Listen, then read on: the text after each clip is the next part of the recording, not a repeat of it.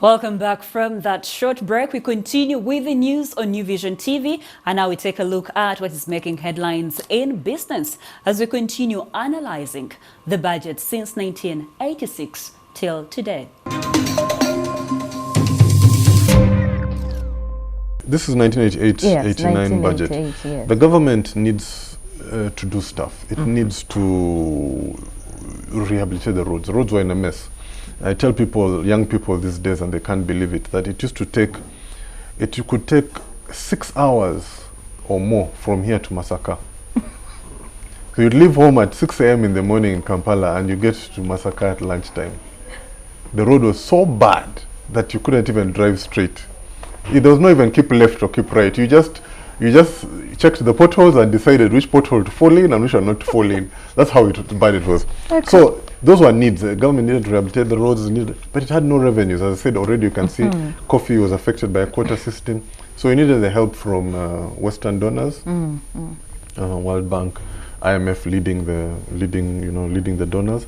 But for them to give you your money, which were a lot of it was loans. Of course, there were some grants, but even for grants to work, the economy has to be working a certain way. Yes. So structural adjustment, one of the things it did was to insist that you reduce your spending as a government, because maybe you're just spending money freely, so cut down on your spending.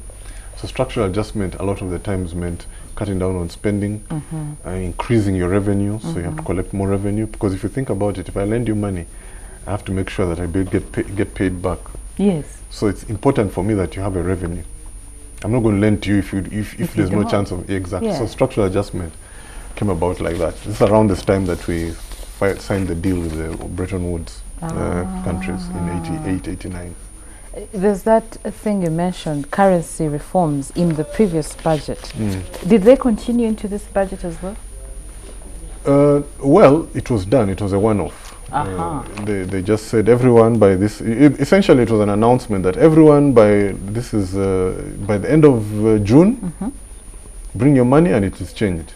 If you have old money after the end of June, too bad, that is useless money. Wait, so you take your money to the bank? Yes, you take your money to the bank, and they give you and they give you a new, less than 30%. That was an interesting. Just imagining it happening is very interesting. Absolutely.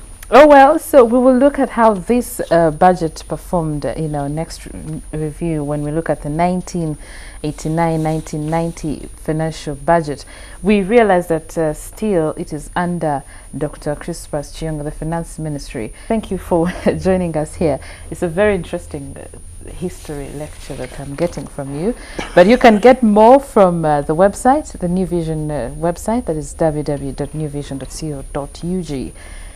We'll be right back.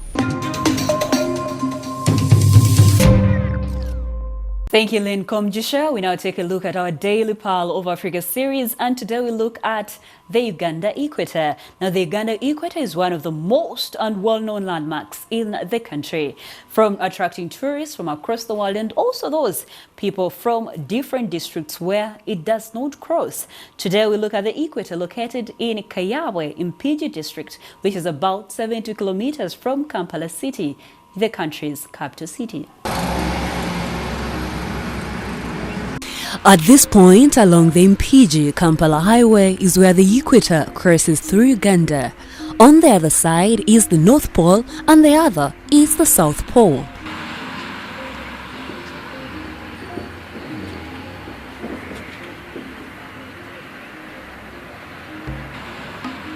This equator can be best described as an imaginary line on the world's surface halfway from the North Pole and a South Pole, thereby dividing the Earth into the northern and the southern hemisphere. This to the equator while in Uganda is an opportunity for a lifetime if you're not a resident of one of the 13 countries crossed by this imaginary line.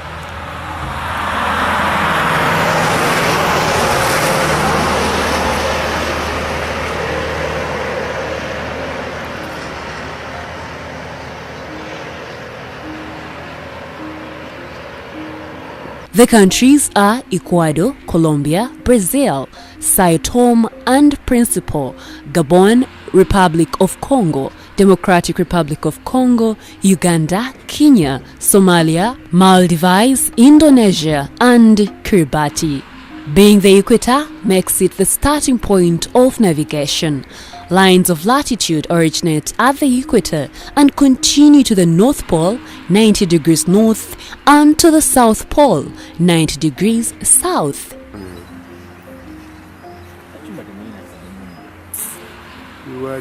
Most tourists on the way to Queen Elizabeth National Park in western Uganda get excited about meeting the line twice. Most of them like the attraction this line provides.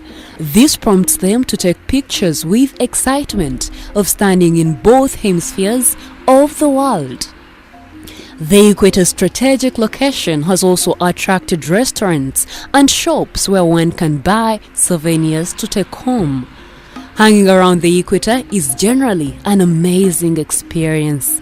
In these yellow troughs, the visitors get an opportunity to see an experiment of how water drains straight down at the equator. This water will drain clockwise on the northern hemisphere and anti-clockwise on the southern hemisphere. The equator line is about 72 kilometers along the Kampala-Masaka road. The other equator mark is in Kasese district within the Queen Elizabeth National Park. No matter where you are, the experience is the same, be it daytime or at night when the mood fades.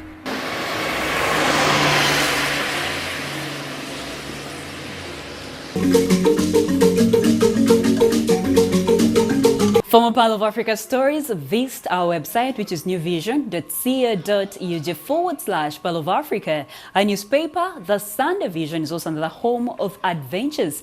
Grab your copy every Sunday for Pearl of Africa stories. Now, in our last segment, we give you different shots of what has been happening at Namgongo during the Martyrs' Day celebrations. You'll have a look at what has been happening in business, now the political leaders who have attended. We have the choirs and also so much more that you're going to see. Now let us take a quick look.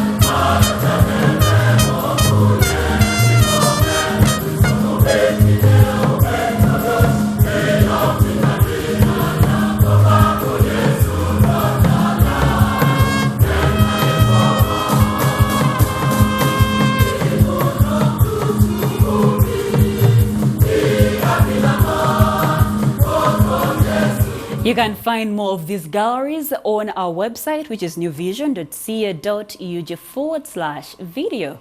For those who have attended this year's Matters the celebrations, hope you had a fantastic time. Let me hope next year we shall see more people going back to Namgongo. We now end with a fact file in this bulletin, and we shall meet tomorrow.